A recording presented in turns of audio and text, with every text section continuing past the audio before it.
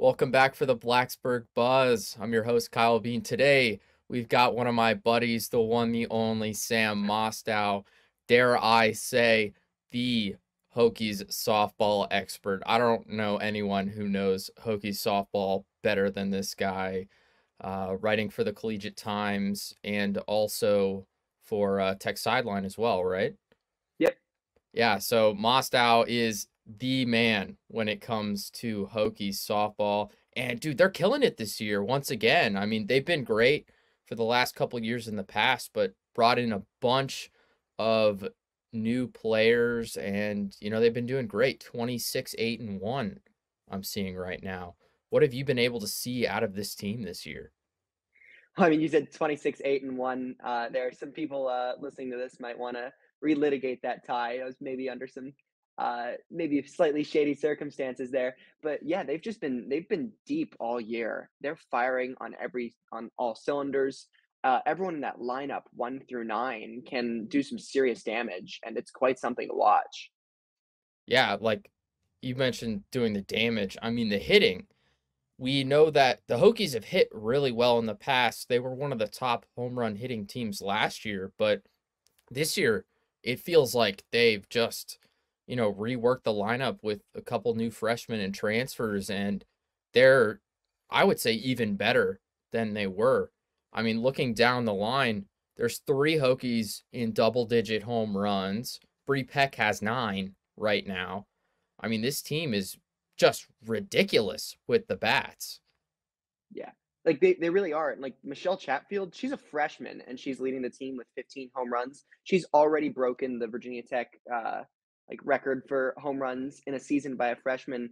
And the record for all players in a season is 19. And they've got plenty of season left for Michelle Chatfield to hit four more home runs. And yeah, they're just like what Emma Ritter has 10 home runs, Corey McMillan has 11. Yeah, as you said, Bree Peck is 9. Just everyone in that lineup can do some damage. Like Kylie Aldridge had 2 home runs yesterday. I mean, we're recording this on Thursday, so yesterday would be Wednesday against Liberty, and that's just, I mean, anyone in this lineup can contribute. Yeah, it's amazing. Like, especially with, there are those players that you would consider the power hitters, Chatfield, McMillan, and Bree Peck as well. And, you think of them as traditional power hitters for Tech, but like you said, Kylie Aldridge with two home runs in a game, I mean, she's not a power hitter. And, that's just to show you that how deep this team's bats really run. And then the pitching has also gotten so much deeper. I mean, we've had Lemley and we had Rochard in the past, but Lemley was fantastic last year. And I know she's developed some new pitches as well this year, which has really thrown off a lot of other teams, I think, because she was so, I guess, one dimensional in a way. I mean, her one dimension was outstanding, but developing those new pitches, I mean, what have you seen with the pitching roster as well? I mean, Lemley has been working a new drop ball into this season. She's definitely made a lot of progress. She's not being asked to do too much. I feel like last year it was her and Lindsey Grine, and Lindsey Grine was a freshman, and Lindsey has taken a significant step forward this year. Head coach Pete Demore said going into the season that she was doing much, much better just going into the offseason, and now she's had a season of pitching in college under her belt. She knows a little bit more of what she's going to be doing here, but she leads the team with a 2.86 earned run average. She's really stood out to me. And she and Lemley are similar pitchers. They both heavily rely on that rise ball. But when they can work in Cassie Grizzard and Emma Mazarone and Molly Jacobson to an extent to mix up the pitches a little bit, it just makes it so much harder for the opposing team's bats. Yeah, I mean, that's a really good pitching roster. I know Grizzard was a pretty big transfer for Tech in the offseason. She was pretty good last year, and bringing her in and on top of Lemley and like you said, Grind taking that big step up. I think we saw a lot of potential with her last year, but she was just so raw and, hadn't had that college experience. But being a starter for essentially a full season last year for the Hokies because really, it was Lemley and then a big jump down into Jacobson and Grind, but a full season under her belt. She's been doing great this year. Yeah, and what's really also impressed me is Emma Mazarone, true freshman. She's a lefty. She struggled a little bit in her last two outings against, I guess, number two Duke when Virginia Tech got swept. Um, she was maybe thrust into a situation that was a little bit more difficult than she had faced going into college before. But before that, she'd been sitting on something like a 1.5 earned run average. Now that number went up after the outings against Duke, and she faced two batters on Liberty and walked them both, and then more replaced her with Lemley. But especially as a true freshman, like once she takes those steps forward and settles down a little bit more, she's going to be just as dominant as even Lemley and Grind. Yeah, and you mentioned that Duke weekend. That was rough for Tech going out to Durham. I mean, I don't think this team has lost more than one. They haven't lost two consecutive games the whole year, have they? Outside of the Duke weekend? I think they might have. I don't have it in front of me, but I think they might have in like one of those preseason tournaments. I remember Hmm. they might have gone. I Oh don't know. yeah, They yeah. they Lost definitely to lost a Cal and couple. then Grand Canyon back to Yeah. back. No, I believe those are both tournament teams. Those weren't terrible losses. I think Tech wants those back, but those weren't terrible losses. Yeah, but that Duke weekend, that was rough, man. Seeing this team, I mean, you know that they're one of the top programs in the country, and squaring off with number 5 Duke. I mean, that's a really tough battle on the road with that Duke squad. I mean, they were just hitting like crazy. Yeah, and I mean Duke right now they're the number two team in the country. Duke's very good. You want one or two wins out of that weekend, but like if I don't know. This the sweep it doesn't necessarily look bad on the program. I think going back a couple things bounced a few other directions. Maybe Tech escapes Durham with a win, but I don't know. You don't lose too much sleep over that one sweep. I mean, Duke's a very good team. That happens. It's a long season. There are ups and downs. Sweeps happen. Yeah, I mean, kind of is what it is, but they've had their share of dominant wins as well. I mean, when you think about dominant wins, dude, what about that Maryland Eastern Shore game? Holy moly. Yeah, that was I believe the final score was 25 nothing, broke the Yeah. program records for runs in a game and what margin of victory in a game. And not a knock on Eastern Shore, but they were pretty clearly overmatched. And they'd played a doubleheader the day before they Oh, got run ruled twice by Radford. They were not operating on full strength against a Virginia Tech lineup that I mean, I think Tech played a doubleheader the day before against Longwood, but still, it was on. They Virginia Tech had much more depth. It was just they were in a much better position to win that one. yeah, definitely not exactly the same caliber of squad, but, Tech really made it count on that one, honestly. I mean, Chatfield had 3 home runs in that game, didn't she? Yes, I believe that either tied or broke the program record for home runs in a game. And hey, Virginia Tech Ridiculous. beat the teams it's supposed to beat. That was, I mean, Yeah. that's why they scheduled that one. Yeah, I mean, They produced. gotta have a couple games on there just to ease up a little bit. I mean, not that Tech really eased up, but certainly not the same caliber of opponent as Alabama that weekend and then Duke the next weekend. 2 ranked teams back to back weekends. That's really tough. Yeah, it was really tough, and they escaped a couple wins. Split a series with Georgia, split a series with Alabama, beat Auburn once, tied the other in a game that they maybe Yeah, should have that won. game I get that it's the rules of baseball and that's the way it works, but when you score a million runs in the top half of an inning and then the bottom half gets rained out, I mean, Yeah, come on. I think they had the bases loaded with no outs, something like that, and Bree Peck had hit a grand slam. Tech was up 9-5. And look, the people on the team I've talked to, they aren't losing sleep over this one in the non-conference. Although I think whenever they look at the record, the and one sticks out a little bit. Yeah, you don't see too many ties on diamond sports, really. It it's a little odd to look at that First, that for, tie. first time in program history. Really, first Yep, tie ever, and wow, Hokies softball first tie. Who would have first known? for everything. Yeah, that's insane. That we're in 2024 and just a random first thing for the program ever. being a tie. I mean, just doesn't happen clearly. But yeah, I mean, this team's crazy, man. So many additions, so many batters, so many pitchers. I mean, they're just stacked all around. What do you see out of them in the postseason this year? They hosted this last year for the regional, correct? Not last year. Last year they The went year to before. Athens. The year before they hosted the regional and the super regional. Barring a catastrophic collapse, they should be able to host a regional. I'm not sure about the super regional yet, but you keep winning and that happens. I mean, first of all, they have to win the regional, but the top 8 teams, I believe it's the top 8 seeds that if you make it past the regional, you're guaranteed to host a super regional.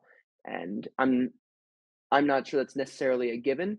They should be able to host a regional, the super regional, a little bit more up in the air, but hey, keep winning the games you're supposed to win. The rest will take care of itself. Yeah, 100%. I mean, we've seen that obviously postseason is a whole nother beast. We've felt like this team could make, the World Series several years in a row. I think they made it a couple years ago, but They not these last two for sure. they made it in, I believe, last time and only time they made it to Oklahoma City was 2008, but in 2021 and 2022 they came within a win both times. So Yeah, I I don't know. mean, It's just like right there. And once they've you get had the talent to do it too, is the one, once thing. once you get to the postseason, anything can happen.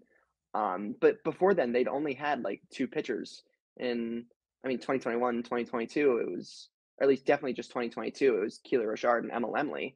And now, if everything trends as it's currently trending, Virginia Tech can keep going in that direction, have enough pitching depth between Lemley, Grind, Nazarone, Grizzard, and Jacobson to another extent. And that'll, I mean, if that all works out, at least Pete Demore is banking on that being able to take them where they need to go. Yeah, I mean, he certainly did a great job putting this roster together. It's definitely a team I don't want to say comfortable banking on because I don't think you can ever get comfortable, but if there's a team to bank on that the Hokies have had, this might be it.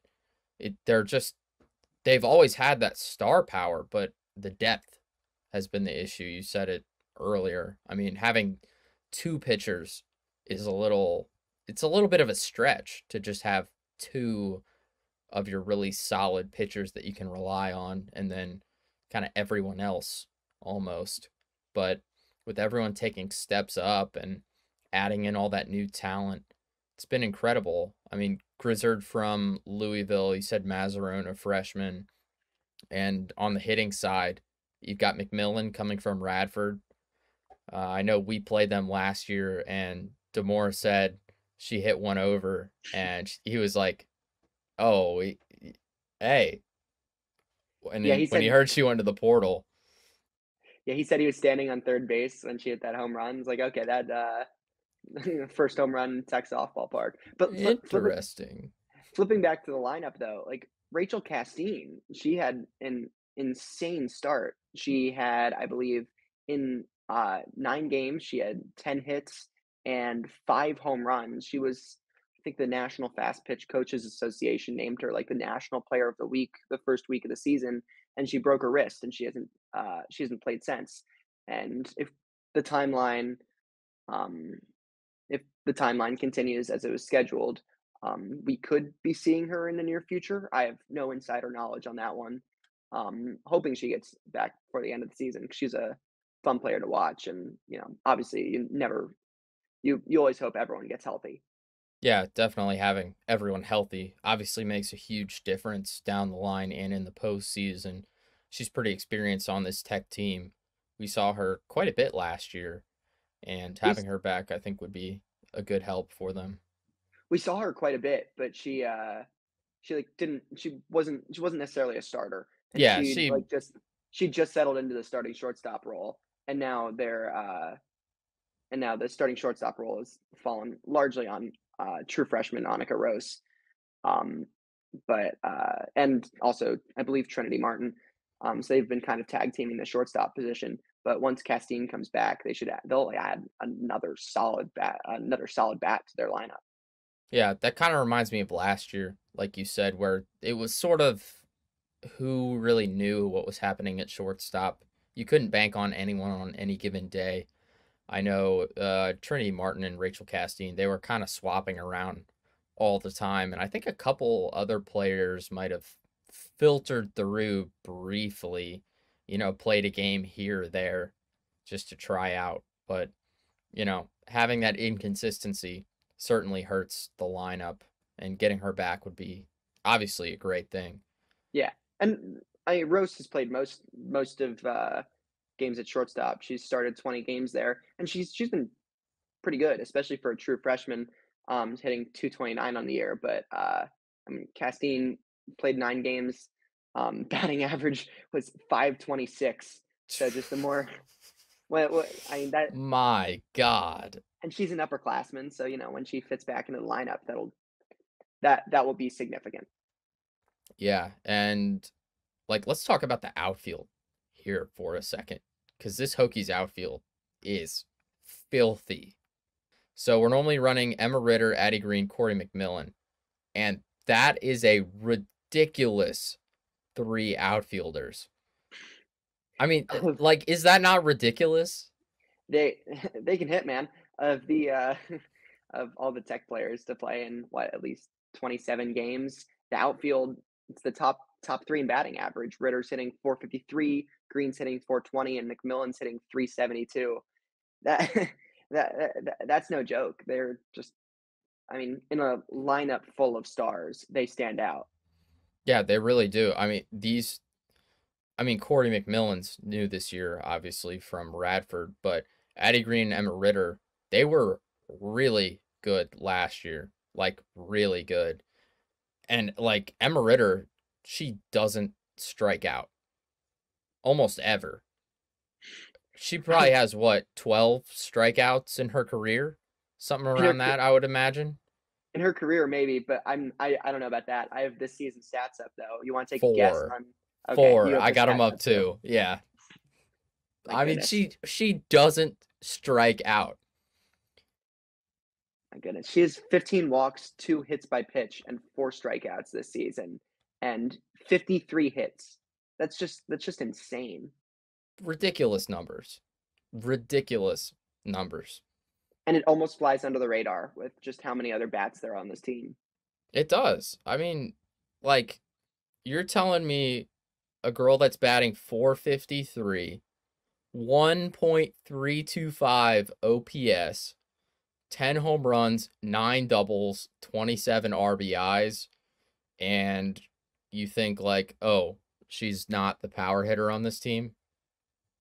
I Like, mean, like, and what? and and it just almost flies under the radar. Like, I don't know, and a little bit of an embarrassment of riches for a beat writer like me. There's just so many good stories to tell. Just so many players playing very well. Like, she almost flies under the radar. Yeah, it's crazy. There's just so much there.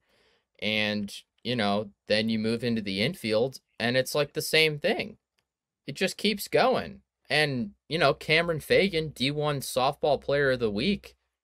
I think it was just last week she earned that because she was just filthy during those series, playing Maryland Eastern Shore, playing Longwood and Alabama. She batted like 667 through And those 5 games. Insane. not only is the whole team, I mean, obviously insanely talented, but they're all consistent. They have, of let's see, of the players to play in most of the games, one, two, three, four, five, six, seven, 8 hitters with over a 300 batting average. That's just unheard of. Yeah, everyone does everything. It's wild that Damore was able to build a team like this where honestly everyone does everything. They all hit bombs, they all hit consistently. The pitchers all pitch well, and they all defend well as well. There's no real poor, you know, defending in the field. It's all solid all the way around, and they do it every day. Yeah, I mean, like, just Demore and his staff have built a machine. and it's quite something to watch. They're a lot of fun to watch, a lot of fun to cover. It's I don't know if anyone listening to this hasn't come out to Tech Softball Park. It always makes for a fun afternoon.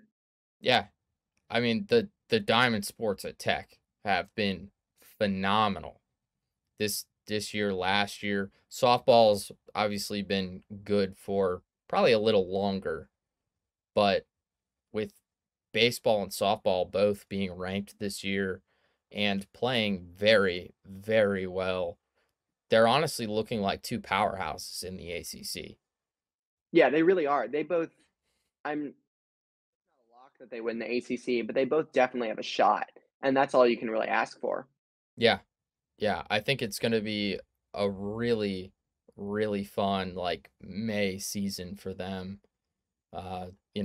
As we slowly work into the postseason come the end of the semesters, it's gonna look really fun around here in Blacksburg.